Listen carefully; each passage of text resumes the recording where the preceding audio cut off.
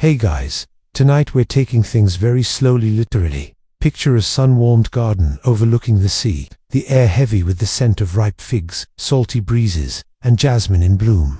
The olive trees cast thin, dappled shadows, and, somewhere in the distance, the waves sigh against the rocky shore, like someone falling asleep mid-sea. It's so quiet, you can hear the tiniest crunch of gravel under the foot of a passing lizard. But you're not looking at the lizard. You're watching something even smaller, something moving so slowly it almost doesn't move at all. There, on the edge of a fig leaf, is a snail, a perfect little spiral of a creature, glistening in the sun. And across the garden, reclining on a marble bench, Aphrodite, the goddess of love herself, is watching too. Her golden hair catches the light. Her silken robes are tossed to one side, sandals kicked off. Fruit half-eaten beside her, bored, restless, beautiful, beautiful. And then this is the weird part, she smiles so. Before you get comfortable, take a moment to like the video and subscribe, but only if you genuinely enjoy what I do here. Let me know in the comments where you're listening from and what time it is where you are. Now, dim the lights, maybe, turn on a fan for that soft background hum, and let's ease into tonight's journey together. You don't usually think of Aphrodite doing nothing. She's the goddess of passion. After all of heat, desire, scandalous affairs, and inconvenient crushes, she's supposed to be busy, stirring hearts and ruining marriages, and generally being the most distracting divine presence around. But this afternoon is different. No mortal wars to spark, no Trojan sailors to mess with, no epic kisses to arrange. Just a sleepy afternoon in her private garden on the coast of Cyprus, the island sacred to her since she first rose from the sea. And Aphrodite is utterly, unmistakably, bored. Now, let's be clear. When gods get bored, things tend to happen.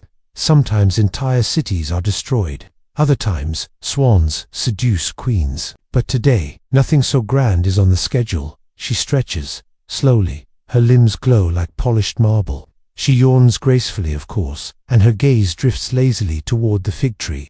At first, there's nothing unusual about it. Just another bit of greenery in an already overgrown paradise. But then she squints. There's something on the leaf. A tiny, glimmering trail of slime. A shimmer, a ripple, a snail dot. She raises an eyebrow, rolls onto her side, and just watches. It's hard to say what catches her attention. Maybe it's the trail it leaves glinting in the sun like silver thread.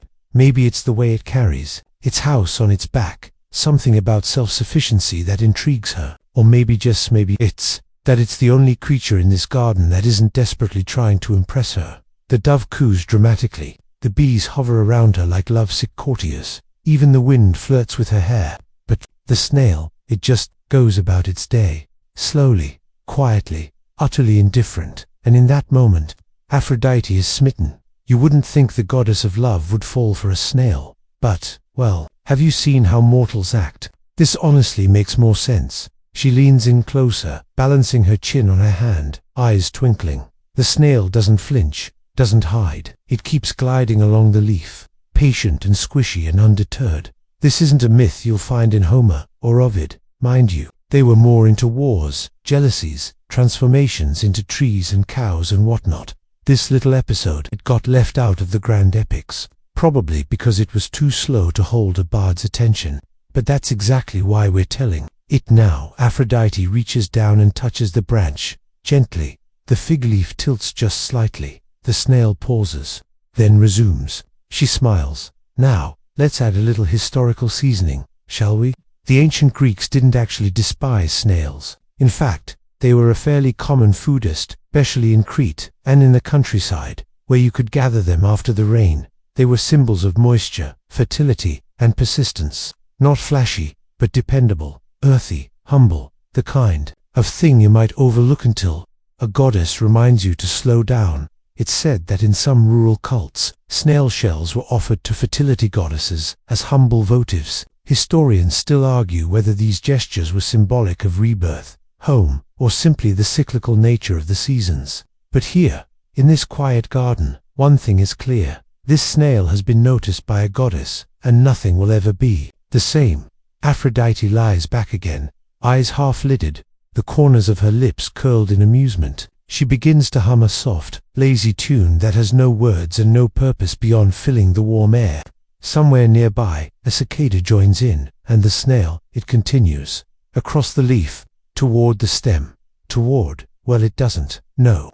It's a snail, but Aphrodite watches like it's the most captivating thing she's seen all month. And maybe, just maybe, it is. The next morning, word got out among the lesser gods at least. Not that Aphrodite made any formal announcement. She didn't gather the muses or inscribe it on the walls of Olympus. No, she simply mentioned it casually to one of the graces during a rose-petal bath. Something like, "There's a rather charming little snail in the fig garden. You should see how serious it looks when it's climbing a leaf." And that was enough. Within days, the fig garden became a minor tourist attraction. Nymphs giggled, behind flower bushes, watching the famous mollusk inch along a branch. Satyrs made tiny wreaths of clover to leave near its path. Even Hermes stopped by once, crouched low with a bemused smirk, before losing patience and zipping off. But the snail, true to form, remained utterly unaware of the commotion.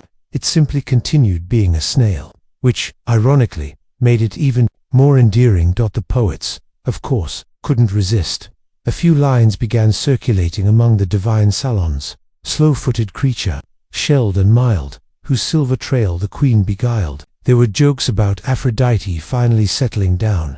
One nymph mockingly proposed a wedding menu featuring buttered escargot, promptly turned into a tree for her cheek. But through it all, the goddess remained serenely indifferent too. The commentary: she wasn't in love with the snail in the usual sense. She just admired it. It wasn't needy. It didn't chase her with offerings or cry out her name at temples. It didn't whisper prayers for favor or beauty or vengeance. It simply existed, slowly, calmly, persistently, and in a world of drama and declarations. That was a kind of love worth protecting. So Aphrodite made a small decision. She would grant this snail a gift. Not godhood, no, that would be ridiculous. But something smaller, something fitting. From that day forward, she blessed the snail and all its kin with one divine favor: to be noticed by those who slowed down enough to really see them. That's it. Nothing flashy. No glowing shells or magical powers. Just the gentle promise that, in the quietest corners of gardens and rainy stone walls, someone somewhere might pause, breathe, and feel a flicker of peace. Because sometimes, love isn't loud. Sometimes, love moves at a snail's pace. The fig garden becomes your favorite spot. Not just because of the snail, though it does still inch its way across the low branches with the same quiet dignity, but because of the way the mornings feel there. The sunlight filters through the broad leaves like stained glass in a forgotten temple. Bees drift lazily from fig to fig, and the air carries that warm, sleepy sweetness that makes you forget where you are, or even why you came. You watch Aphrodite glide through the garden again, barefoot, humming something older than language. She doesn't look at the snail directly, doesn't need to. It's there. That's enough. A curl of satisfaction touches her lips as she stoops to adjust a blossom that's gone a little too wild. The snail continues its silent pilgrimage up a particularly ambitious fig stem. A bee bumps into it and bounces off, completely It leaves behind a tiny shimmer of pollen on the shell. Today, the poets are back, quietly this time, sitting on soft stones with scrolls balanced on their knees, trying not to make noise or be noticed. Their verses aren't as dramatic anymore. They've stopped comparing the snail to stars or heroes. Now they just write. Slowly, observantly, one of them scribbles, "She loved a snail, and I, the quiet it left in her wake." Not bad. Across the garden, an old satyr lounges in the shade, fanning himself with a fig leaf. "She's still visiting that thing," he mumbles, all the excitement of watching moss grow. But there's no edge in his voice, just a kind of lazy wonder. No one really gets it, but no one questions it anymore. The snail is part of the garden now, part of the myth, whether it wants to be or not. Aphrodite once told a minor river god that the snail reminded her of how things used to be, before temples, before golden statues, before love became something people tried to win or conquer. Back when love was slow, she said, tugging a fig loose with a gentle twist. And small historians still argue whether this was Aphrodite's way of rebelling against her own reputation.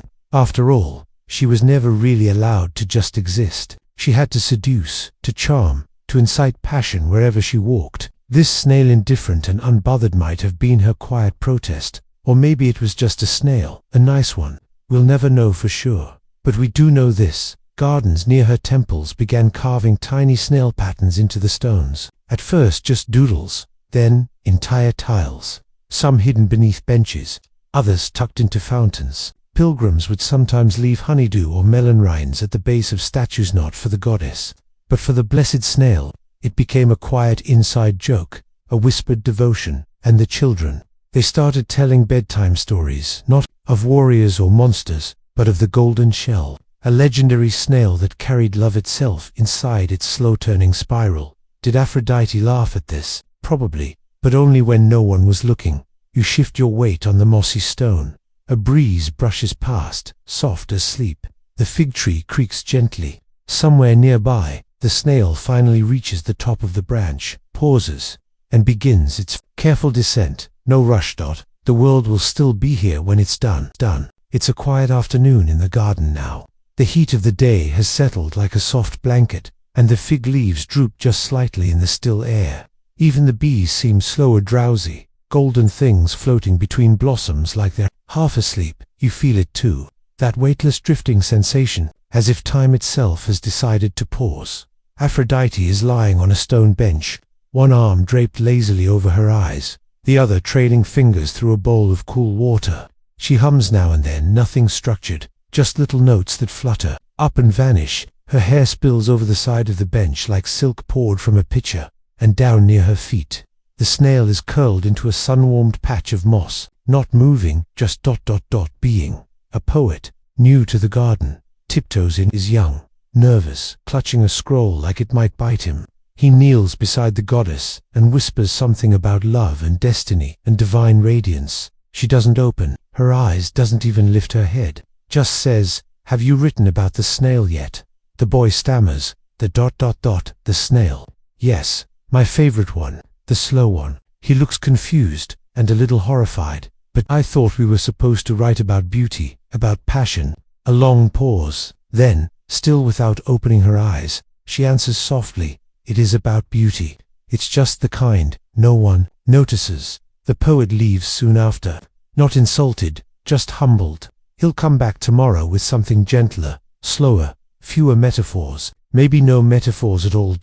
Later, Hermes wanders in, dripping with sea spray and smug from whatever minor chaos he stirred up that morning. He spots the snail and grins. "Still here?" he asks, nudging it lightly with the toe of his sandal. Aphrodite opens one eye. "Be careful, it's a snail. It's my favorite." He rolls his eyes, but sits beside her anyway. For a while, neither speaks. The snail makes a wide, slow arc across the moss. Hermes watches, brow furrowed. After a long moment, he says, "Okay, but why?" Aphrodite smiles, not at him but at the sky. "Because it stays," she murmurs. "Because it doesn't ask. Because it doesn't chase or flee. It just is." Hermes doesn't reply, but he doesn't leave either. By evening, someone has left a tiny wreath of rosemary and mint beside the snail. No one claims it. No one needs to. It's just there, like the snail, like the garden, like love that asks for nothing but time.